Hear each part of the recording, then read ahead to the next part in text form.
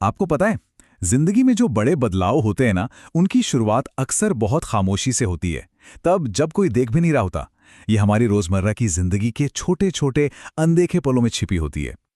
मेरा नाम देव है और आज हम किसी रातों रात मिली कामयाबी की कहानी नहीं सुनेंगे। नहीं, बल्कि आज हम उन छोटे खामोश वादों की पड़ताल करेंगे जो हम खुद से करते हैं और जो हमारी जिंदगी को एक बिल्कुल नई दिशा दे देते हैं। तो ये कहानी है तो रोहन मेहता की, पर हो सकता है इसमें कहीं ना कहीं आपको भी एक झलक दिखे। ये उस एहसास की कहानी है जब लगता है कि जिंदगी बस एक जगह ठहर सी गई है। तो चलिए मिलते हैं रोहन से। 29 साल का एक नौजवान जिसकी जिंदगी बाहर से देखने में तो एकदम ठीक ठाक लगती है, पर अंदर से वो पूरी तरह खोखली हो चुकी है।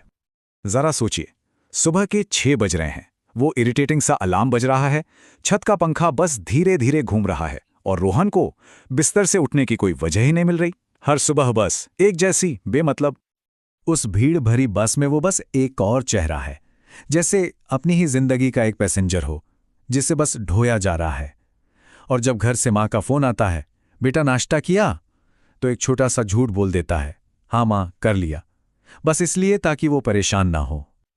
और फिर एक रात देर तक सोशल मीडिया पर दूसरों की खुशहाल जिंदगी देखते देखते उसे अचानक अपनी पुरानी कॉलेज की डायरी मिलती है और उसके एक पन्ने पर लिखा था एक वादा जो उसने कभी खुद से किया था।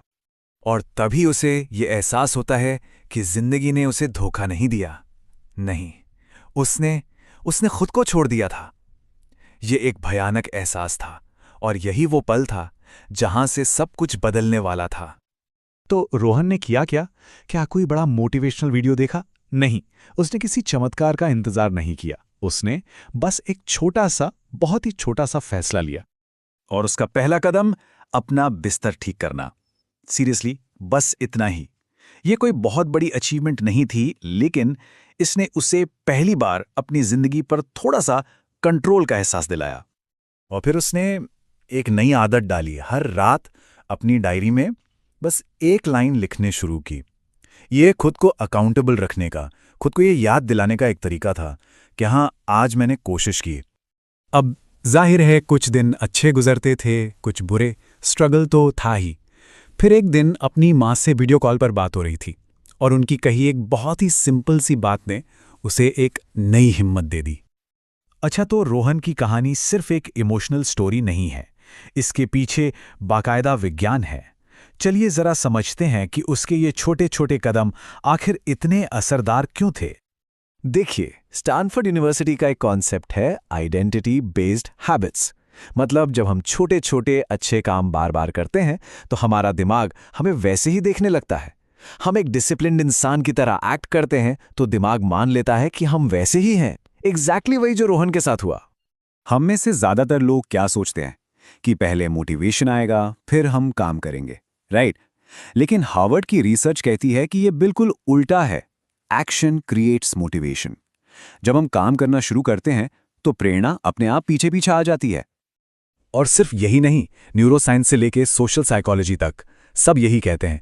जब हम खुद से किए वादे निभाते हैं, हमारा आत्मविश्वास बढ़ता है। जब हमारे अपने हमारा साथ देते हैं तो हम इमोशनली और मजबूत हो जाते हैं। ये सब आपस में जुड़ा हुआ है। तो वापस रोहन पर आते हैं। इन छोटे छोटे बदलावों का, इस खामोश वादे का उसकी जिंदगी पर आखिर क्या असर पड़ा, चलिए देखते हैं।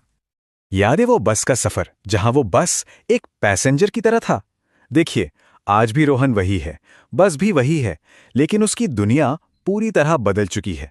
पहले वो खोया हुआ था, अब वो अपनी जिंदगी में प्रेजेंट है, मौजूद है। और अपनी डायरी के आखिरी पन्ने पर वो लिखता है, ये लाइन बहुत पावरफुल है, मैंने अपनी जिंदगी एक दिन में नहीं बदली, मैंने इसे खुद पर हार ना मानकर बदला। तो ये कहानी हमें क्या सिखाती है?